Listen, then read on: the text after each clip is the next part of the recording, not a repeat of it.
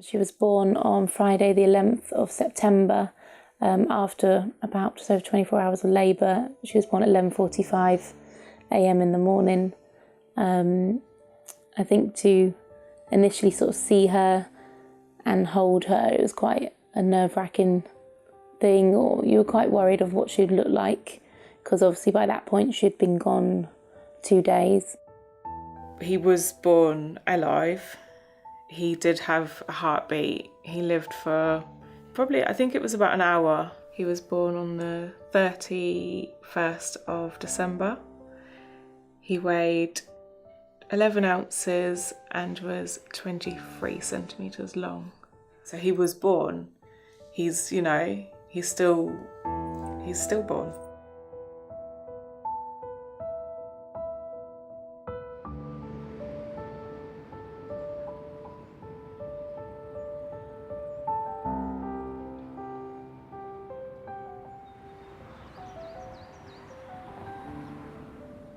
So I found out at 4 weeks that I was pregnant. So obviously we're over the moon, a little bit shocked. I had a very good pregnancy, no problems at all. And I remember saying to Ben in the morning, well, maybe about 11, 12 o'clock, got my eyesight, my vision has gone funny. I've got black and white, like blurry vision. I feel funny. And he was just like, well, you've got an appointment about 3 o'clock with the doctor. Why don't you just ask the doctor and mention it to him then? I just didn't think anything of it. So I got to the doctor's appointment. She said, oh, how are you feeling? Get up on the bed, let's listen to the heartbeat. And then she was like, I can't find it at the moment. Let me just get a midwife, because your midwife happens to be at the surgery today. So I'll go and get her, and it might be my machine, so we'll get another machine. And I was like, okay, then that's fine. So I just laid there, felt like forever on the bed thinking, where is everybody? And my midwife came in and tried to check. She then tried at another machine and then couldn't find it. And then she made me stand up and physically sort of touch my tummy and said, oh, when did you last feel her move? And I was thinking, I can't actually recall. She sort of held my hands and she said, right, we need to ring your partner and we need to get you to hospital as soon as possible. I can't actually remember what she said. I think it was along the lines of there is no heartbeat. And Louis still looked, I don't understand, a bit baffled. And I think me and her mum broke down crying and then kind of said, then it hit Louise and we just sort of all kind of broke down, and I think the consultant was talking, but I didn't really take much of it in. I think, I knew, but until that point where it was actually confirmed, you kind of hope for the best. And that's kind of the start of the sort of horrible journey that we went on. I think most parents that have gone through a loss will always say that. I think those words are the worst to hear, because you generally don't want to believe it. And then you just see this little lifeless baby. And I think the hardest thing was, I thought they would just automatically C-section me there and then and get the baby out. But they were like, right, you need to go home and sleep. And I thought, sleep? Oh my God. I don't think we're going to sleep at all. And we didn't sleep all night. We just cried, and I remember Ben just wrapping his arms around me and hugging me and thinking, I'm carrying a lifeless being in my belly. The worst bit, I think, was, apart from being told, was going home and being there, me and her, knowing that we'd spent nearly 9 months waiting for something and it wasn't going to happen. It was weirdly, there's something positive about the fact that, at least she can still give birth and we're still having a baby, and every now and again you sort of forget that it's because, you're having a dead baby. You just, I don't know, it escapes your mind every now and again. But I think because we had to focus on getting the baby out and then worry about the next day afterwards. So, yeah. The one word that I can say that summed up that day was traumatic. It was totally unexpected. To see your only child, your baby, go through something as traumatic as that, it was just awful. I mean, she was so strong. From my perspective as being a first-time nana, I don't know where Lauren got her strength from. To watch her go through labour and to know there was going to be no little bundle of joy at the end, to take home was just so cruel.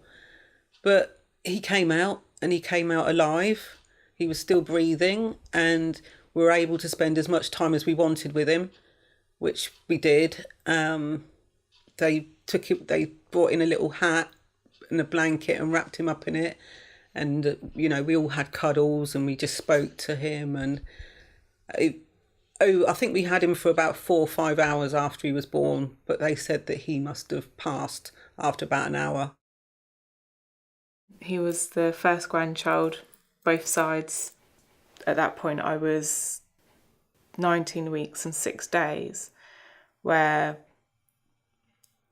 any child born before 24 weeks is not viable for any sort of intervention. So they wouldn't be able to step in and try and prolong his life. We were lucky in the sense that we got to register him, register his birth, and then obviously we've registered his death, whereas most people, I think, don't get any of that.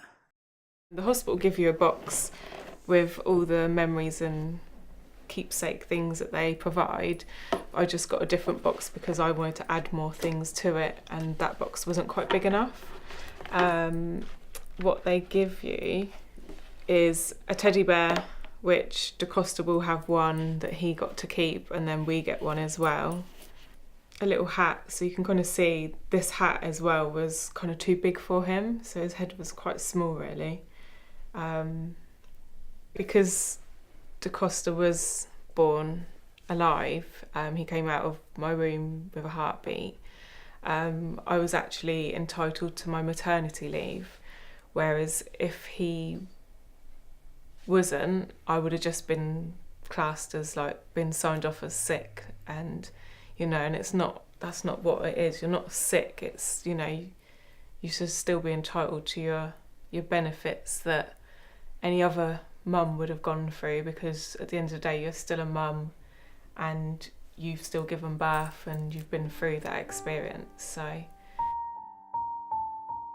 So SANS exists to support bereaved parents after the death of a baby, and SANS has 3 aims, and the first is supporting anyone affected by the death of a baby, to work in partnership with health professionals to improve the bereavement care that parents receive in hospital, and to promote and fund research that we feel could reduce the loss of babies' lives. Shockingly, 15 babies die every day in the UK before, during or shortly after birth. My own baby died 34 years ago following major heart surgery, and we called him Baby Shane.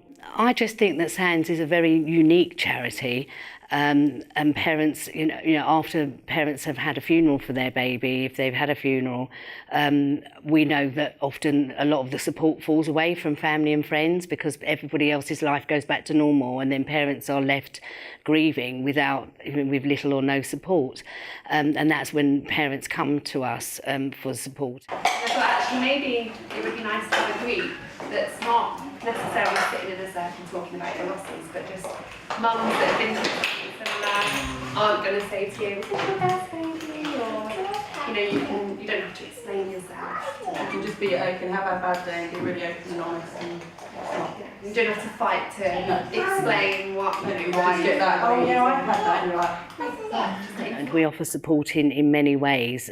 We feel that it's for parents to choose how they want to support. So we have a national helpline, which is a free phone number, and people can also email, because some people prefer not to speak on the phone. Once I started working with families who'd sadly lost babies, I realised firstly that the care that we give them matters hugely, but I soon realised that that's not where their story ends. Although it might feel like an end in one sense. About 70% of women who lose a baby are pregnant again within a year.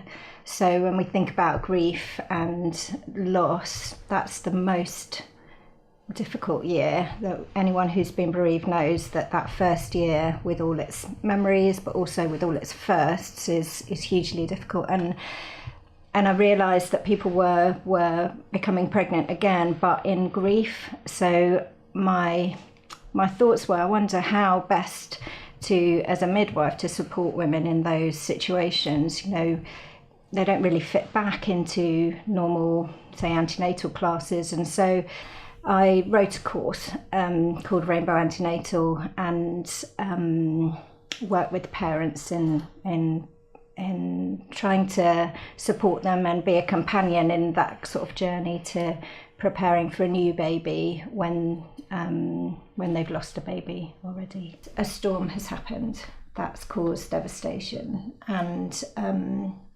yet there is the possibility of hope and light. So a rainbow comes out after a storm. It doesn't negate the fact that there's been a storm or diminish its effects or try and downplay the storm. The storm has happened, but the rainbow comes out bringing some sense of light, some sense of hope in the future, and a rainbow baby is just that. It's a new baby that brings light and hope and love, more love to families. 3, 2, 1.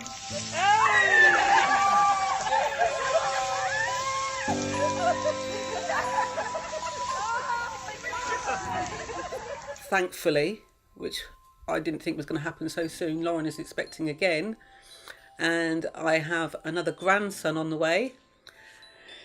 Rainbow baby. There's my grandson that's on his way. He's due 2nd of February 2018. Whether she carries for that long, we're not sure that's going to happen, but she's be 28 weeks gone this Friday coming, and at the moment, to me, every Friday is like Christmas, because every Friday she's managed to hold on to that pregnancy for another week and another week and another week, and the longer she holds on to the pregnancy, the more healthier the baby's going to be. We don't want him to come too soon. Every moment I'm just like waiting to feel the first like proper kick and things like that. There's all these happy moments that I've got to come along. Getting to where we are now, today I'm 27 weeks, which again, it's like another milestone. It's just like, oh my God, like now we're viable. I think when you have a rainbow, you think, I'll have a rainbow and it'll make me feel that bit better. And it does fill a bit of a void that you've obviously missed out on from your baby loss. But obviously we're blessed with Everly. And so we have got our rainbow, you know, a little bit of sunshine and light at the end of the tunnel with her. But I think what we've learned is just even like her first smile and just thinking, oh, we will never see that from Adora. We won't know what her smile ever looks like. And I know we've got a lot more milestones, even, coming up to her first birthday, that we get to celebrate it with her, first Christmases, Mother's Day. And I guess when she starts talking and telling me she loves me, it's just things like that we will never, ever see. And I will always, in the back of my mind, be thinking, oh, Dora should be 2 now, so might be doing this. Or, when the NCT friends that I met at this time when I was pregnant with Adora, I'm still friends with them. Obviously, when all their little children start school, I'll be thinking, well, Adora should be with those guys starting school, and I guess graduations, and if they're going off to uni, what would she be, basically?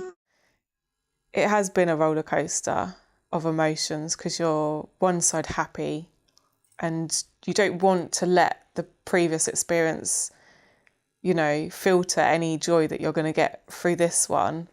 But there's always that like inkling in the back of your head, like, okay, we're doing good now, and let's kind of like not get your hopes up too much. I think you're always going to wonder, and you're never going to know. You can only imagine or dream of what she might have become or the person she might have been.